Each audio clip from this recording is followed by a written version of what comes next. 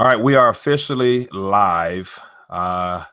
So David, it's been a nice little, trying to get this thing working. So we don't have any viewers right now. So what we can basically do is just hang out for a second, and Sounds good. if we get one person on, then we can just start chit chatting away, man, and having fun with it.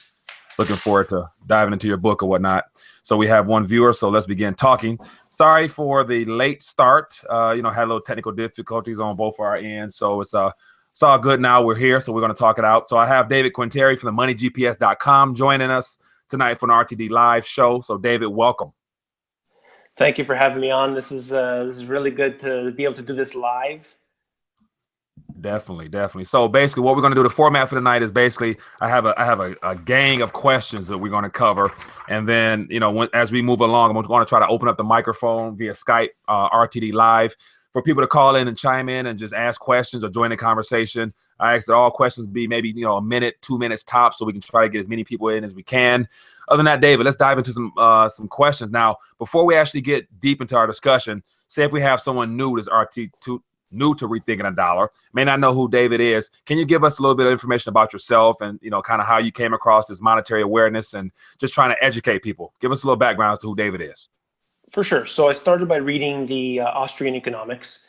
And after reading so much of it, I realized there's only one way out, and that is basically a collapse. And they designed the monetary system like that on purpose. That's what I came to realize as time went on. It's not, let's say, by accident. And then you start to dig deeper into, who really controls it, follow the money. And then so I went down that pathway. And that really led me to start taking notes. So I was taking all these notes. I decided to write a book about it to try and warn my friends and family. And from there, the YouTube channel started, and then here I am today. All right, sounds good. So basically, it's kind of similar to mine. I was, in my former life, played 4 sports and traveled the world a little bit and asked questions about how like countries like Venezuela, which we're going to talk about. I have Mr. Maduro to my side, so we're going to talk about Venezuela and Argentina, all those countries that are facing economic hard times right now. So I began asking questions myself. And then the whole idea of I was rethinking the peso at the time. So now I began rethinking a dollar and realizing that we're in the same boat for the most part. We all have an unbacked currency that's doomed to fail. So that's, thanks for sharing that with us. So let's get into the first question. What are some things this year? We're in the month of May now. What are some things that have David concerned about the days ahead, or what are you keeping your eye on right now that's of alarm to you that the audience may want to find out more about? The most pressing issue that I see right now is actually the threat of war, and whether it might be a false flag or a legitimate war. I'm seeing this specifically through what we're seeing with North Korea. Now, North Korea itself doesn't really bother me necessarily. It is, of course, the China and obviously then Russia afterwards. So that's really my top priority in terms of what I'm fearful of at this time. But economically, what we have is a situation that all of the hard data that we've been presented with over the past several months at least, that data has been very dismal. Mm-hmm. However, the soft data, the anticipation of something going great in the future, it seems like that's all, roses and rainbows and everything else. So that's really where I'm seeing this great divide that has occurred. And if anyone could explain where the good hard data is for a reason that the stock market has increased, I'd like to know about it. I've been digging into that for several years now. And of course, there isn't any. I've shown literally hundreds and hundreds of indicators on my videos, and none of them indicate hard data causing an increase in the stock market.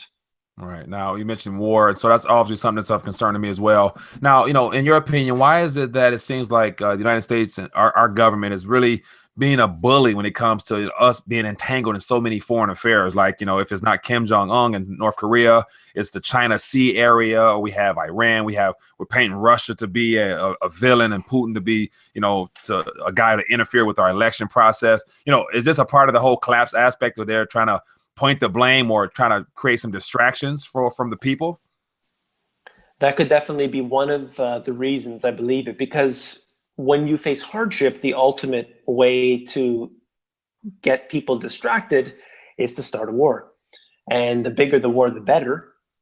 It also, in times we have seen previously, let's look at World War II as an example. After World War II, you had all of these different foundations or institutions, I should say, being set up. You had, the UN, you had the IMF, you had all these different World Bank and everything else. And they were done using World War II as the reason. They said, look, we need to get together. We need to really not be foes anymore. We need to be friends. We need to be tied economically. Let's get together. Let's sign these pacts and treaties, and let's form these institutions.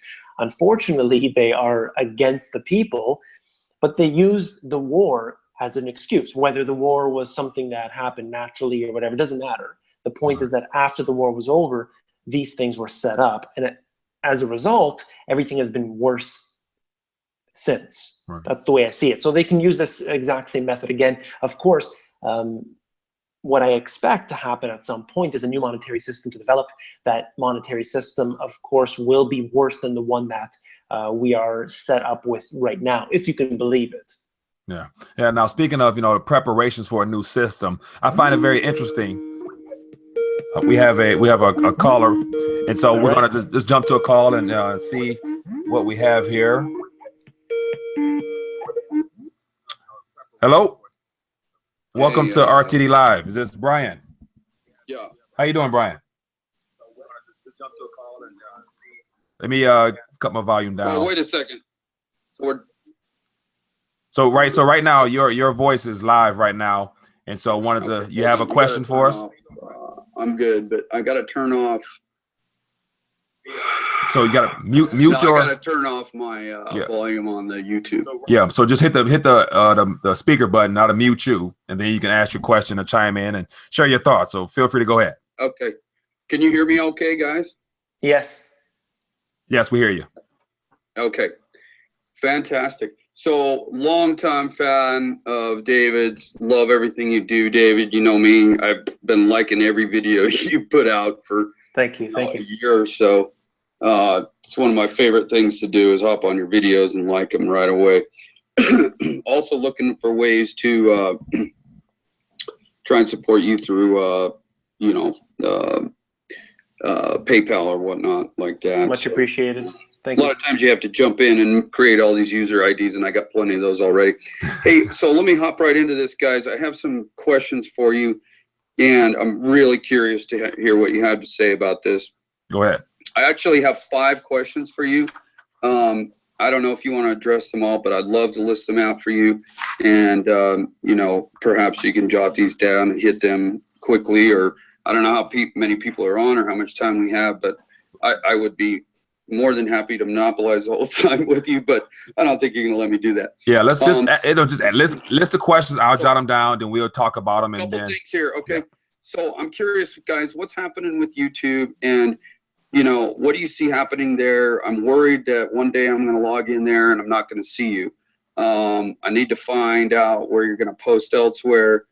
And also, I have some business interests, would love to advertise with you guys. Secondly, well, actually, let's go to question 3 because number 2 is similar. One of my biggest problems I'm dealing with, guys, financially is I can't get any yield anywhere. Where do I go to get some yield on my money that is not paper?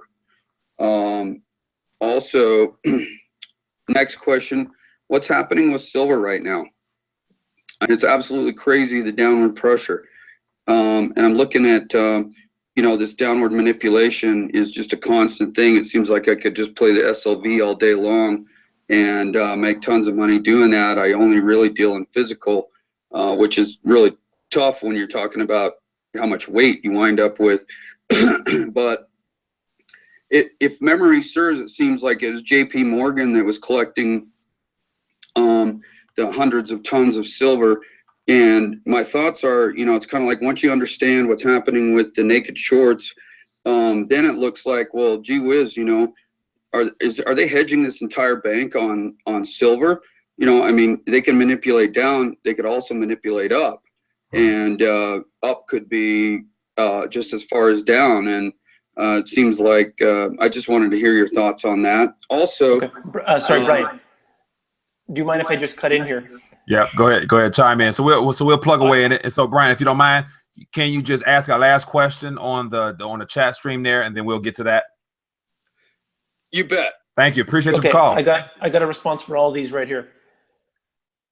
Go ahead, answer that. As far as Brian should be still in the chat, I guess. Yeah, okay, so he's still there. YouTube. What's happening right now? What I have noticed is that they are engaging in all kinds of censorship right now. They are doing this specifically so that people get away. They go away. All the people who are creating this type of content do not create content on YouTube. They want YouTube to be about kittens, and they want it to be about, you know, babies doing silly things, and yeah, all sorts of things that are not controversial. They don't want that YouTube to be that, and they're using this whole advertising thing as an excuse. For me personally, I'll just say, if you want to find out about me, if YouTube, you know, one day shuts me down, themoneygps.com, that's where I'll be. That's my own website. I have the domain, it's there, themoneygps.com. So that's what I'll say for that. The next one, refresh my memory. It was about yield. He said he's not able to, so we're not able to give financial advice, but he said he's tired of chasing yield. What are some recommendations? Okay, I'll tell you right now. This is going to be for all those watching. There's hopefully the word doesn't get out too much. This is the #1 way to, with a small amount of money, to make a really good passive income. That's what I specialize in, passive income. Storage lockers. Storage lockers are the most excellent investment that you can have, because the low investment, let's say $3,000 to $5,000, and your monthly passive income you'll make your money back in, let's say, depends, but let's say 5 years. What kind of investment passively would you be able to safely create income within that 5-year period? And ultimately, it doesn't really exist like that. So my thoughts, that's a tip. It's in my new book, but I'm sharing it here. And storage lockers, I believe, is a way to get great yield. Of course, it's not something overnight, but that's not really what I do. I talk about passive income, so that's one thing.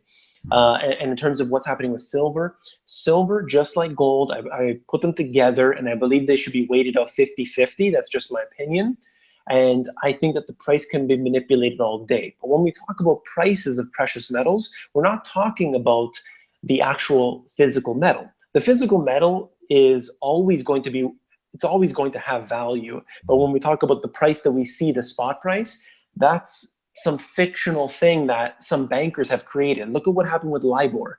The banks get together and they decide what the interest rate should be. The banks get together and make all these claims of what things should be. So how do we know what the actual value of silver and gold is? We know that they make up almost 0%. Silver and gold, out of the total financial assets globally, are all basically statistically insignificant. So we know that it's very easy to manipulate those numbers.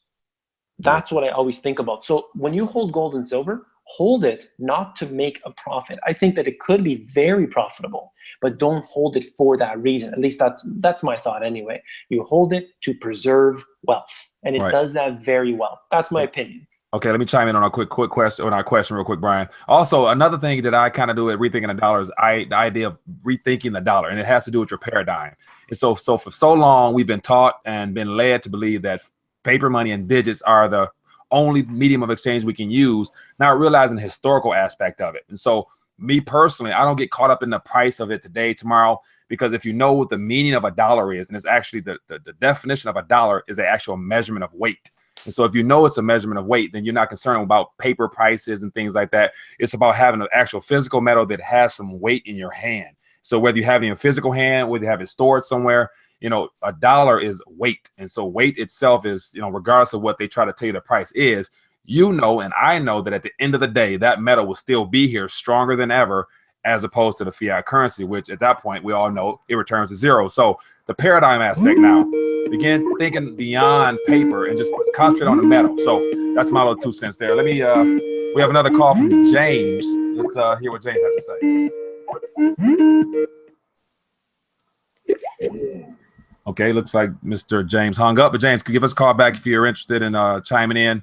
Okay. And so another question, real quick, or another question, but Brian, he commented again about one of his fifth question was the $20 trillion in debt. And so he says one of the two things will occur, either 100% certainty, a default, or it will inflate away. So we'll touch that in a minute. Let's get to James. Hello, James. Hi. How you doing? Thanks for calling. Yeah, it did. No problem. So you're here now. What's your question? And also, by the way, what part of the planet are you calling from? Just by chance. I'm calling from Ontario, Canada. Ontario. Okay, so you're in Dave's neck of the woods. Okay, go ahead. What's your question? So I'm a big fan of David's, and I watch the channel a lot. And you know, when I watch it, it seems like it's all gloom and doom, and we're talking about like how the economy is going to collapse and whatnot, and it just seems like kind of depressing almost. But I had a question: what parts of the economy are maybe growing, or what sectors of the economy is there hope for in the future that we can look at? Absolutely, a great question. So although it oftentimes does seem very gloomy, I mean, there's enough information that there's enough gloom and doom that I can make a video basically every single day talking mostly about that. But I mean, I don't cover it as much in my videos, but in my books, I do get to it. And ultimately, no matter what happens, there's always going to be those who are making money. We know that. And what I would say is that for me, what I call the money GPS strategy, it's not about trying to worry about appreciation of assets. If you're trying to figure out, okay, which stock do I need to buy or which ones will do better? I mean, there's some people who make a fortune at that, but to me, that's gambling. So the way I work things is I realize that this is the situation we're in. The stock market can continue to rise as long as interest rates remain low, but we're talking about by bankers, for bankers, to be manipulated at any moment. We don't know what they're going to do. They can crash the market tomorrow. So I figure that's not where I want my money. I want to be able to do a few things. Number one, I want to pay down my debt because I'm unsure about the future. When you are sure about the future, maybe you can take on some debt. But I don't think that's the case right now. I think that it's pretty guaranteed that a lot of people will continue to lose their jobs. Unemployment, real unemployment will increase. As a result, the real economy will decline. I think that we will still see offshoring of jobs. This is just the way it is, at least for the foreseeable future. Perhaps something will change. So at this time, that's my strategy. And I look at this and I realize I need to make passive income, small bits of money from different streams, and use that to provide me with a safety net. These passive income streams, for example, like I said, the storage locker. That's one way to produce an income. And to answer Brian's question, storage lockers are available in condominiums, or they also have them in self-storage places. Okay, this is something that I heard about maybe 15 years ago, and ever since then been interested in it. I think that people should look into that. Think on a different level playing field. If you're in Ontario, I'm sure that, you know, if you're in Toronto, let's say, I know that $1 million for one home isn't something that everyone could afford. So we're not looking at that. We're looking at things that are smaller. Think about $3,000 to $5,000 for a storage locker. A lot of people can afford that if they're into assets. So I would say that we need to use what savings we have now to provide us with passive income.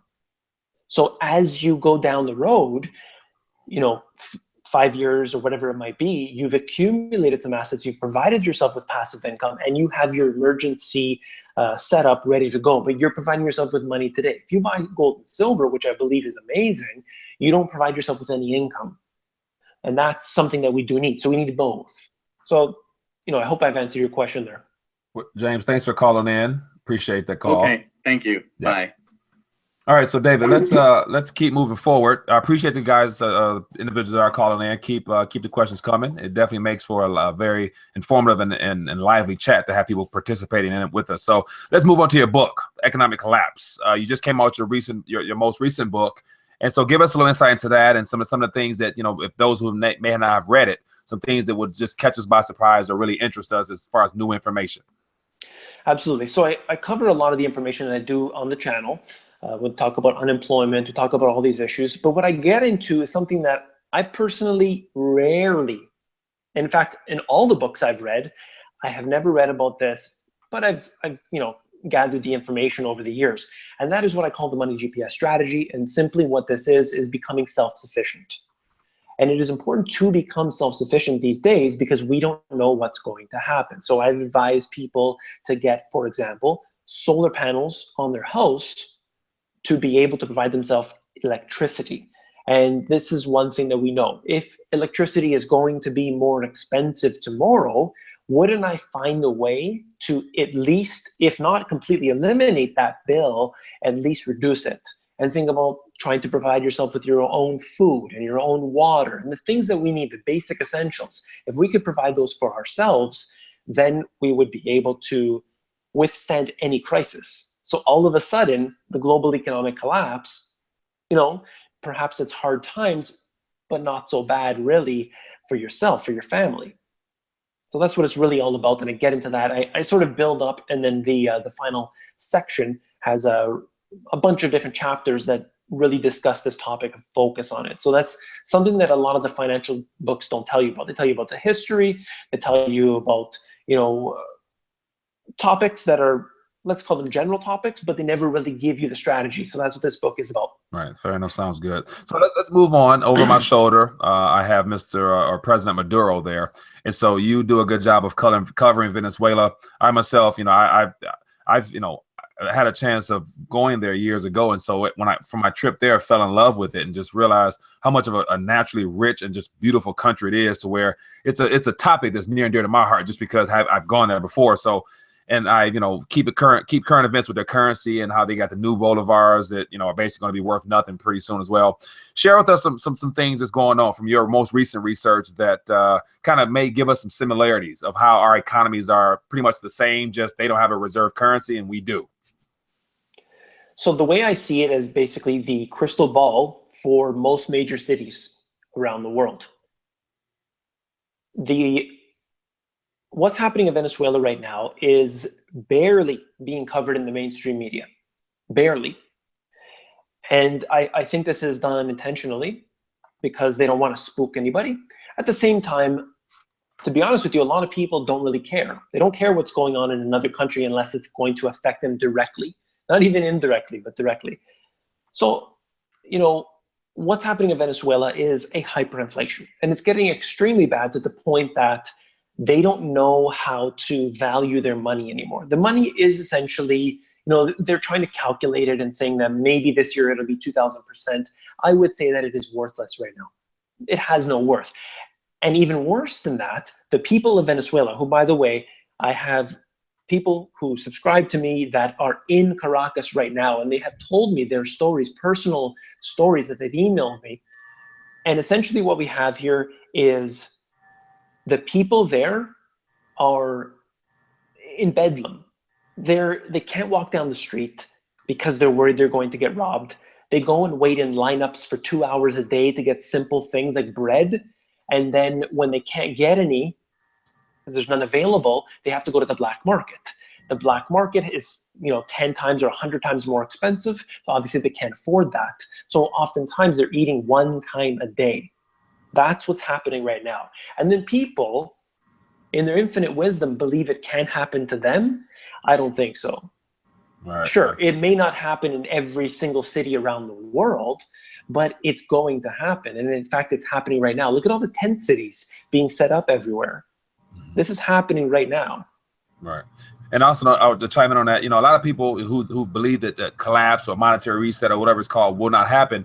Just if you were to follow just news globally around this planet, there's Zimbabwe, there's the Nigeria, there's a crisis right now, I mean, there's other countries I can't. It's not the top of my head right now, but every country is going through problems right now, and it just so happens that we're the, as they say, the best currency or out of a bunch of bad ones, to where it's really covered up. And of course, mainstream news doesn't do any justice whatsoever in telling people what's going on, because they don't want the population to even know or even begin to panic or compare the similarities of our country. So I want another question here. Someone just asked a question about deflation.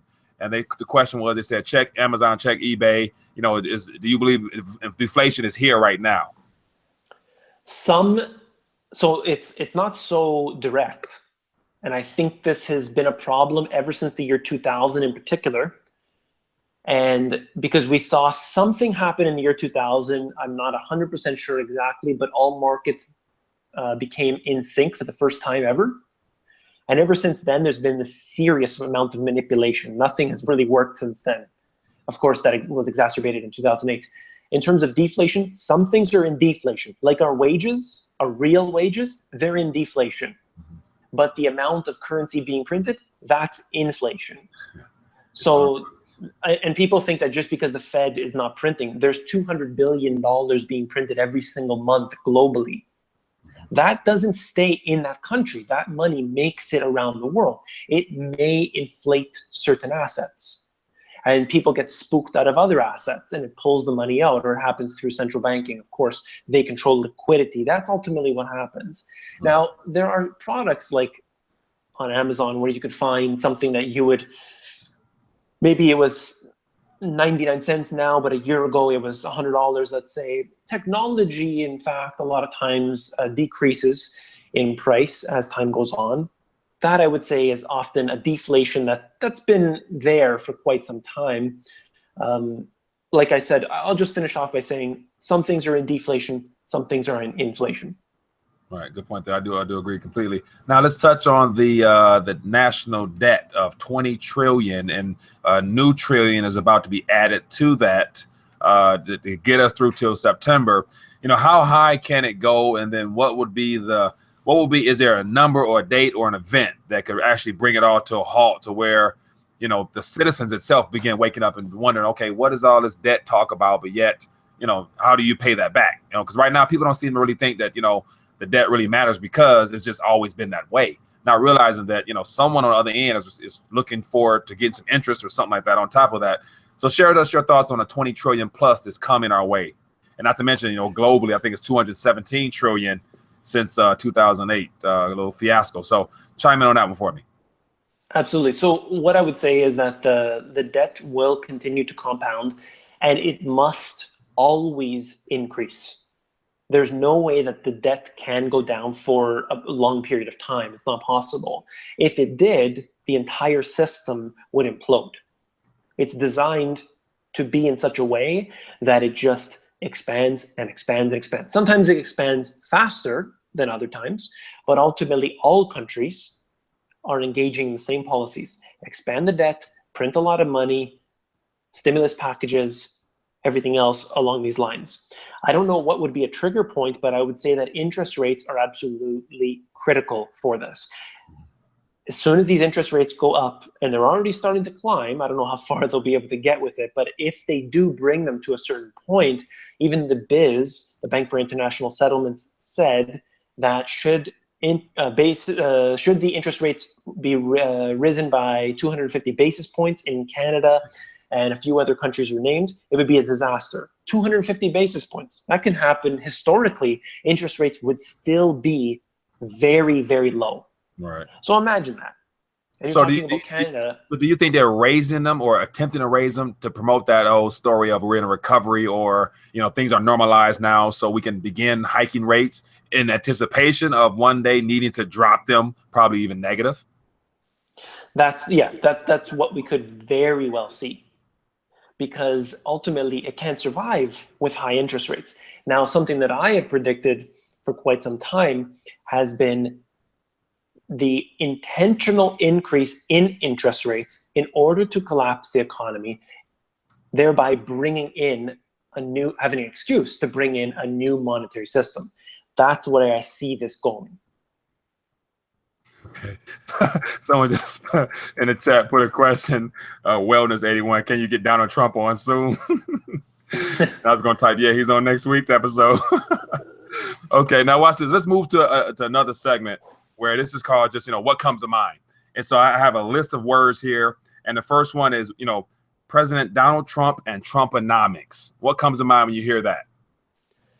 I'm getting the feeling that there's going to be an expansion of war, and there's going to be more spending taking place. Now, perhaps a better spending than certain other presidents, but I see more spending and I see the expansion of war. Okay. Now, being that our national debt has to continue to increase in order for for our governments to fund themselves, they have to continue to borrow. Now, do you think it'll ever come to a point where they're no longer able to actually sell treasuries or actually have anyone to purchase the debt from us, to where central banks begin directly injecting, if it's a recession or something like that? But yet, do you see the Fed, for example, just saying, hey, you know what, we got the print and press, we can just print it for you, and then we can wipe it clean down the line because it's just between me and you? What do you think about that? They'll do exactly what the Bank of Japan is doing, and that is they're buying up everything. They'll buy up all the stocks. They'll buy up, all the treasuries, the bonds, every type of debt that there is. The Fed will be able to buy that up. Right. And Bank of Japan is showing that they're doing that right now. I mean, ultimately, they're screwed in the end, but that's what they're going to do. Nobody's going to buy it. Nobody wants to touch it. And they're going to have the central bank there to be able to backstop it all. Yeah, I mean, as you say that, and Japan is a primary example of what's been going on for a long time. Just the thought process of a central bank, privately owned, cartel, whatever people call them, purchasing stocks and bonds and purchasing real, true, considered assets, and they're holding on to them. To me, that's an environment where you cannot.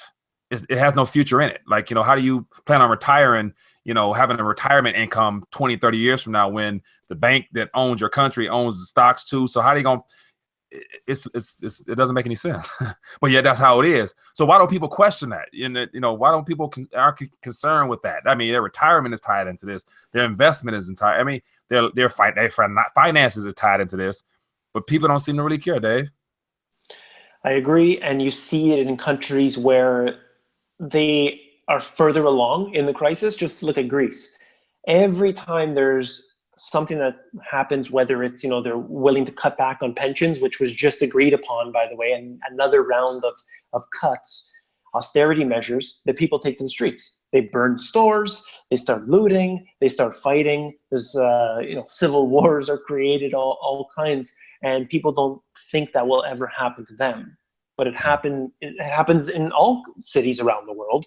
Of course, it's in limited situations, but if people don't get money, if people can't eat, right, they are going to riot. Here's a question for you. What's the chance of things getting to a point where they, our leadership here or in Canada as well as the United States mentions the word austerity? Are you guys willing to take a little bit of a haircut now in hopes of us being able to continue to give you something, or you're gonna lose it all? How do you think the austerity word would fare, in this side, on this side of the planet? I don't think it will ever happen, to be honest with you. Although the entitlement programs, as they call them, they need to be reformed. They like to say that. I don't think it'll ever happen. I think actually it may go the opposite way, and the whole guaranteed universal income will become a reality. It will be done in order to prevent people from being able to riot or having a desire to riot. So you just give people this paycheck. They're sitting at home because there's no jobs.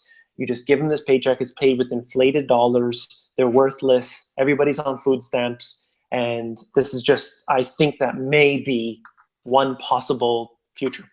And that right there, it seems like a quick fix or a quick patch to a problem. But then within a couple of weeks or months, they're going to see prices just shoot through the roof in the stores to where they're going to continue to demand for more basic income. So it's going to be a continuous problem in and of itself. So I don't think that's even going to work, but they'll try it. And so we'll see. But yet, so that's interesting, man. So let's move along. And at any point, if you guys have a question, want to call in, feel free. The number RTDlive is the Skype number to call in. So next question I have on my list is, let's go to the whole French election process. So we have Emmanuel Macron, one of the candidates running right now. What are your thoughts on him? Have you done much research into his background and things like that? And what does he stand for? Who is this guy? To be honest, I don't have much to say about him. All I've read about him is that they believe that he's all part of the globalist agenda. Mm-hmm. Right. So that's where I'll stand with that at this time. My thought about politicians in general is that they serve no good purpose for us as individuals. I believe that the government should be as small as possible, and probably about 80% of the government could be eliminated. I think that right off the bat, you could probably just get rid of about 50%, and then slowly over, let's say a 10 or 20 year period, you can eliminate another 30. But what I would say is that all politicians are basically the same thing, and they serve the interests of those who bankroll them. Right. And another thing, one thing that always kind of gets me just irate is the fact that people think that, a person get on stage, make a lot of promises, and then that person is going to be a solution to a problem, not really realizing that that person has been a part of the problem. More than likely, they've been a lifetime politician in and of themselves. I mean, so if they've been around, serving the public for a lifetime, I'm sure their pockets are fat and they got all types of good situations that they're living in, but yet they're going to try to suggest a solution to the problem that they helped create. So I think it's the Albert Einstein quote about, the same, you can't solve a problem with the same level of thinking that created it, So, I mean, just politicians in themselves. Yeah. I mean, to be a true public servant, in my opinion, is a job that I don't think I would be capable of doing, because in order to get the job done correctly, you're going to have to be truthful, and being truthful is going to hurt a lot of people, which is going to keep you in office maybe one day, if that. So, that's my thought there. So let's move on. Let's move along a little bit more. The next question is going to be COMEX versus the Shanghai Gold Exchange. I see them, to be honest, I see them as equal. What I would say is that these exchanges ultimately may or may not be true to what they say they are, and it's just too frightening to me to see that. Now, there's good promise about the Shanghai Gold Index, and even many have spoken about. Mr. Rickards talked about China having enough gold to have a gold-backed currency, and that was their plan, and everything else. I don't know if it's going to happen. I mean, maybe not, but I just see physical metals as the way to go and not even worry about the price. That's just my opinion on that. All right, fair enough there. So next question, Federal Reserve note or the special drawing right?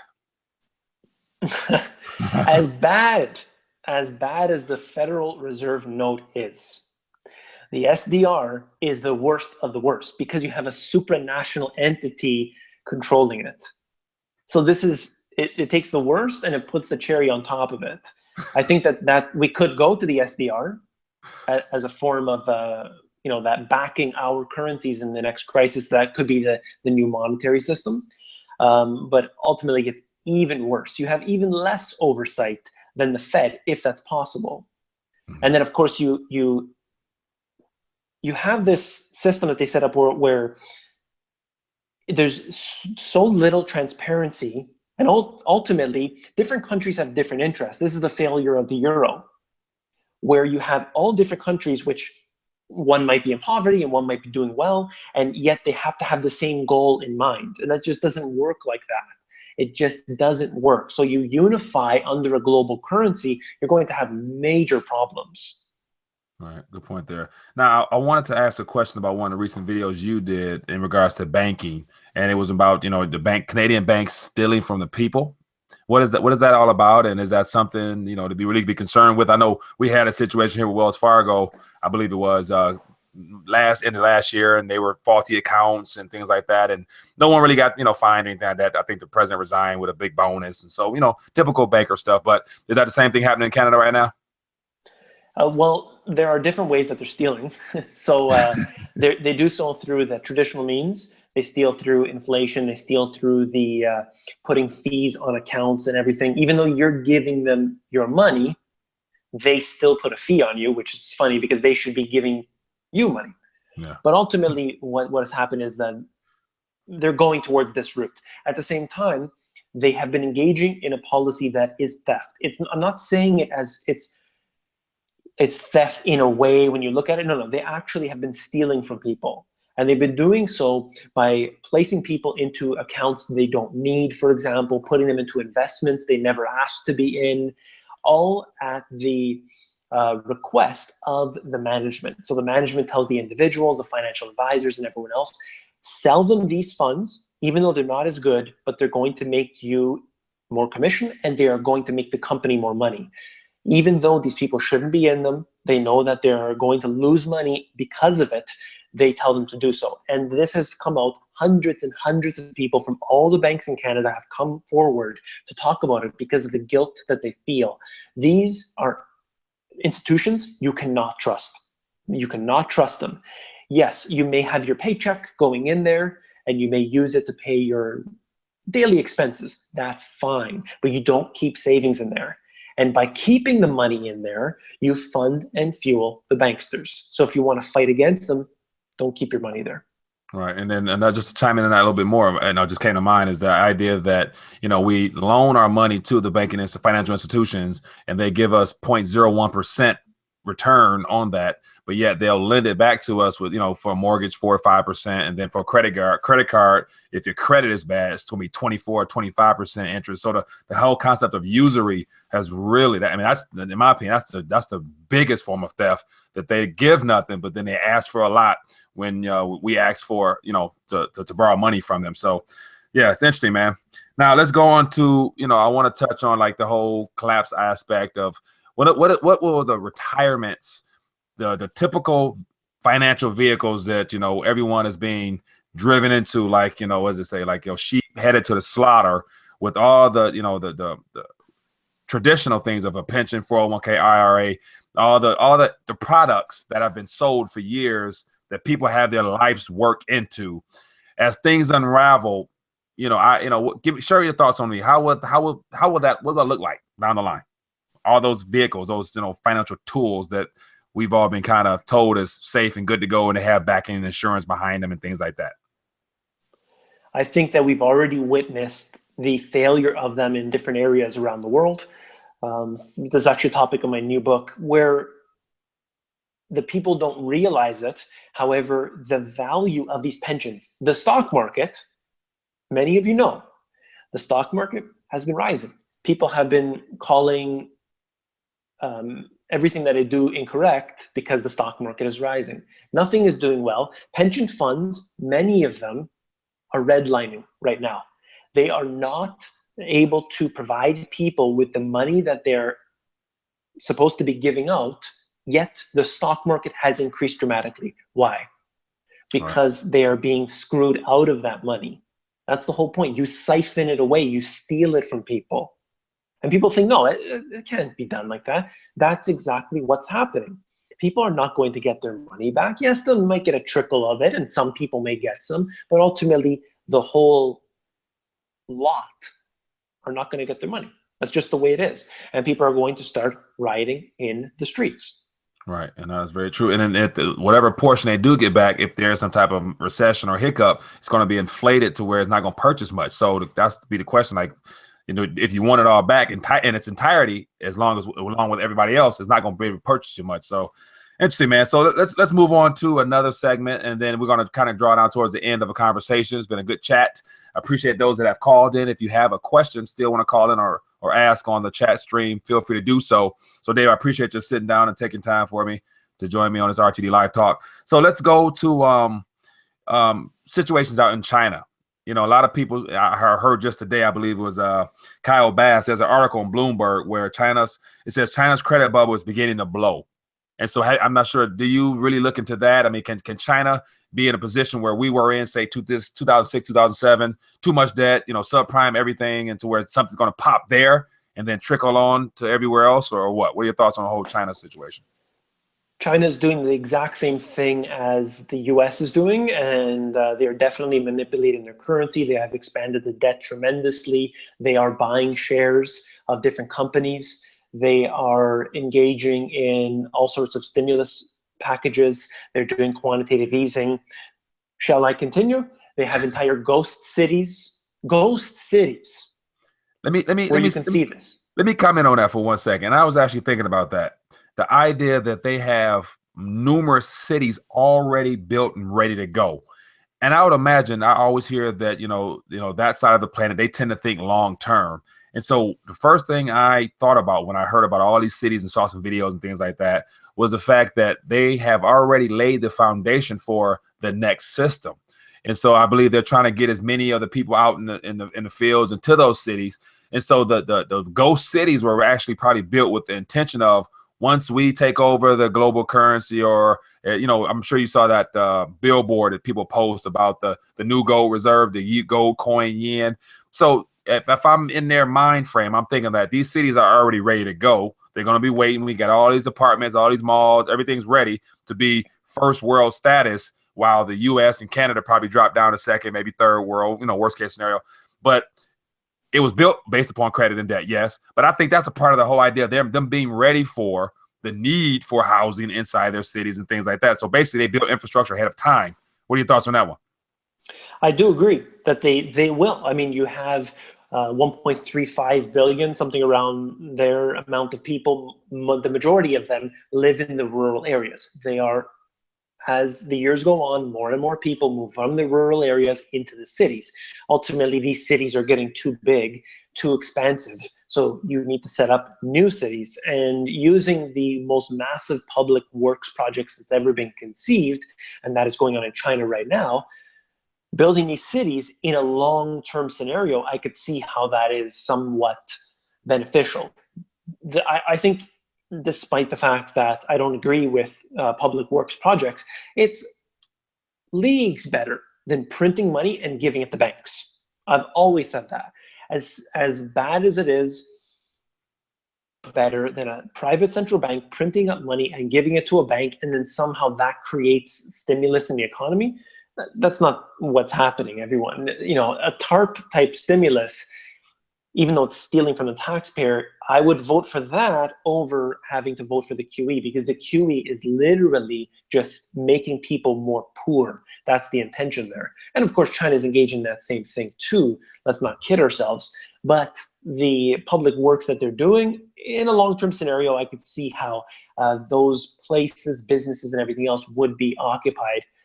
It may take longer than I think they're hoping for, but ultimately these people are moving out of the rural areas, just the way it is. Right. Now mentioning that, being that, I think preparation for, a mass influx of people is already underway there. Now, what happens on the other foot now on this side of the planet where, Canada, Russia, Canada, United States we were formerly productive countries with, for here, especially in Michigan, was the Motor City area. So we used car manufacturers. It was, my earlier years, it was business everywhere, even retail stores and things like that are gone now. Malls are closing around here. So do you think that we will be back to producing things, that we will end up sending that way, so that we can kind of, it'd be on the shoe on the other foot of them enjoying cheap goods at our expense over here now? You think that's can be a reversal role? I don't think so. I see it as being a massive increase in poverty. Mm-hmm. And I see the robots basically being that last I don't want to say the economy, but the last leg here, where the robots will build the robots, and the robots will build the items needed by people. And ultimately, when the people can't afford those things, then it doesn't really matter anymore, because it's just a bunch of robots. They're not going to worry about it. But ultimately, that's more of a longer term scenario. I just see a massive increase in poverty. I don't know how it's ever going to be able to get out of it. The businesses are really, really hurting now. Profits are very thin for a lot of corporations. The only companies doing well right now, or most of the companies anyway, that are doing well, are the ones that the central banks are buying those shares. Right. Nobody else is doing well. And then you have a few industries, which might as well give some tips while I'm at it. Corrections Corporation of America, you have those companies that are going to do well from the privatized prisons, from ammunitions and weapons and everything else that are needed in tough times. That's what I see. I see those type of stocks being potential, businesses that will do well, but it doesn't show you a good sign of what's to come. Right. Okay. So as we draw down towards the end, I'll, kind of wrap it up with one more question or so, unless someone want to call in or chime in via here to ask another question. Appreciate you being, very flexible with your time. And so the last question was going to be about Puerto Rico. And someone chimed in earlier about, wanting to ask about Puerto Rico. So my question is they going to default or defaulting, but they're changing the word, how they're, what they're calling it's not default. It's whatever they're trying to do down there to basically say there's no money down there. So I think we're packaged into that $1 trillion, a little bit of bailout money. I think I may have read 200 million so let's hold that thought. I'll hold that question. Let's get this caller right here. Hello, is this Leandro? This is Leandro. How you guys doing? Is the show still on? Yes, it is. You're on. Thank you for calling. What part of the planet are you calling from?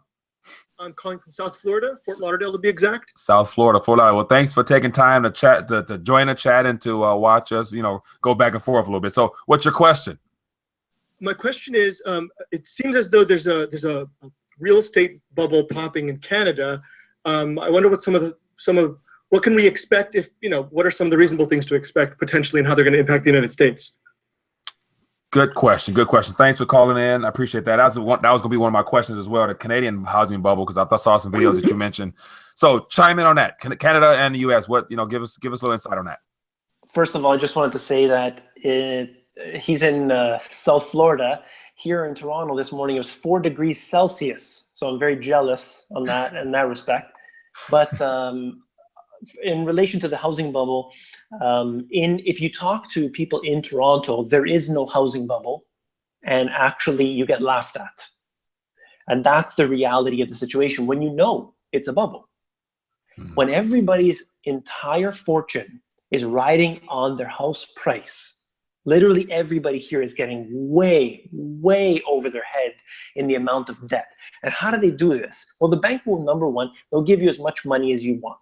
If it's for a house, they will give you money for 40 years. They'll give you a mortgage. They don't care. They don't care if you can't afford it, because the housing prices will always go up. That's the way the bank feels. That's the way that people feel. But ultimately, you can't continue that forever. Interest rates are the reason why this is happening. Interest rates are right now historically basically at the bottom. And I think, I haven't looked recently, but the mortgage rates might actually be lower in Canada than they are in the US at this time. Either way, it's still historically extremely low. Right. So what I would say is that as long as they stay low, I actually think that they will at least become stagnant, if not continue to increase. Interest rates are just supporting the system the way it is. In terms of a bubble, if it does pop, you're going to have people suffering big time, because everything is riding on that.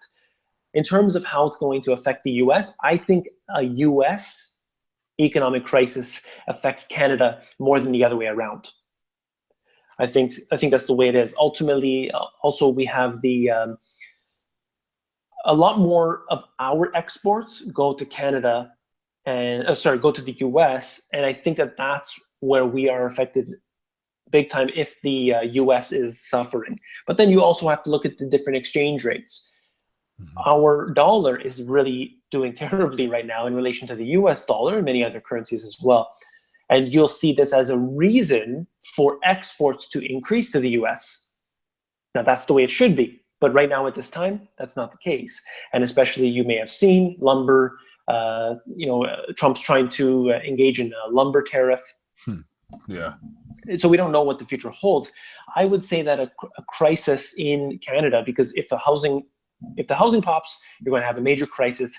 The economy is going to shut down. As far as how it's going to affect individuals in the US, I think it has a minimal effect, to be honest with you. I'm not saying it won't have an effect, but I think the results are relatively minimum. The only thing that's positive is that individuals in the US will be able to buy up their places in Canada at fire sale prices. Whether or not that happens, I'm not sure. Right. And another thing to chime in on that is, similar to what happened, in the last great recession we had, depending on where your situation was at then and how it may have impacted you then, I would say imagine what's coming to be that plus, 4 or 5 times worse. So whatever the situation was with your housing situation at that point, it can probably be that and plus a lot more, because there'll be a lot more people out here unemployed. There'll be no credit available, more likely, which means there's going to be houses. Everyone's going to pretty much lose something if they don't own it outright. So that's going to be the reality of the whole situation. So let's get back to that Puerto Rico question. And then unless someone calls in, we'll end it with that last question on Puerto Rico, the whole debt default and things like that. Share with us on that, or chime in on that. Do you think, Puerto Rico is our, or the United States version of Greece, to where we're going to have to continue to come to their rescue until? Absolutely. That's my short answer is yes. I see the US actually as being there to bail out any country which needs it at that given time. Look how it gives foreign aid. The US gives foreign, and other countries too, give foreign aid to all these other countries for no good reason, at least on the outside. Like, look at how much money they give to Israel every single year. Is there any good reason for that? No, but ultimately they have interest in the Middle East that they are protecting. That's why you give billions of dollars every single year to them. So you have interests in Puerto Rico, so you support that economy. If it fails, you just print money, you have it happen. What I don't like to see is what they call restructuring debt. And restructuring debt is basically, whenever you hear that, you just run in the opposite direction. That's when you know there's going to be big, big problems. Look at what they did with the ESM in Europe, the EFSF in Europe as well. These things are restructuring of the debt. And that is the worst of the worst. They created all these financial so-called instruments or vehicles during the leading up to the financial crisis, CDOs, collateralized debt obligations, and credit default swaps, and all these things here that are nothing but fiction, except that one little fact that they happen to create a major, major problem down the road. That's what they don't understand. And this is what's going to happen with Puerto Rico, because people see the real economy. They see the tourism, they see the real estate, they see the land values, but they don't understand that bigger than all of that are the financial assets which are underlying all of that. That's what's important. Well, David, I appreciate you taking time to sit down with us and share your thoughts and insight. And we appreciate everyone that's called in. Apart from somebody called in the last minute to ask one more question. If not, Dave, I appreciate you taking time. Let's end this on a positive note. The whole idea is to discuss issues, allow people to chime in and share their thoughts. But yet, I'm not a doom and gloom guy. I'm very optimistic and very excited for the future. Because I believe that it's gonna be great, depending on how you look at it, and that's the whole paradigm aspect. So leave us with some good news. Share with us your thoughts on. Leave us on a good note, and then another person called and mentioned how can they be a blessing to you and support you with your work. Leave some people some options on how to further be a blessing to what you're doing. Absolutely. So the reason that I bother to even create these books and to do the YouTube is so that I can have a way to share what I have learned, to share with people, and we can get out of this mess. Because if I help out more people, that's one less person that's going to be trying to bang down my door when the crisis hits. That's the way I see it. We all need to help each other. So essentially the good news is that we can evade the collapse as an individual, as a family. So the way we do this is having our preparations in advance. And the way we prepare is essentially this. If you have a house that's in a more rural area, I'm not talking about, in the middle of nowhere, but just an area that's not a condensed metropolis. You have a little bit of land. Even if you have less than an acre, you will do just fine, even a third of an acre if you know how to do it properly. You can provide yourself with your own food. You can provide yourself with your own water using water catchment systems. You can have solar panels, by the way, tip from my book again, solar panels. Look it up for the city or the state or the province that you live in. Oftentimes, you can get them for free, or you can get it at a significant discount. And you'll be able to provide your own power for next to nothing, or let's say free in some cases, or some cases they'll pay you for it. So I think it's a genius idea. When you provide yourself and you have these self-sufficient plans, This will allow you to evade this collapse. That's what I suggest everybody do. Because people out in the more rural areas, they're more prepared. They have a garden in the back. They may have 3 chickens providing their eggs. They have maybe some solar panels. Traveling through, when I was traveling through Rome to Florence, every house had solar panels.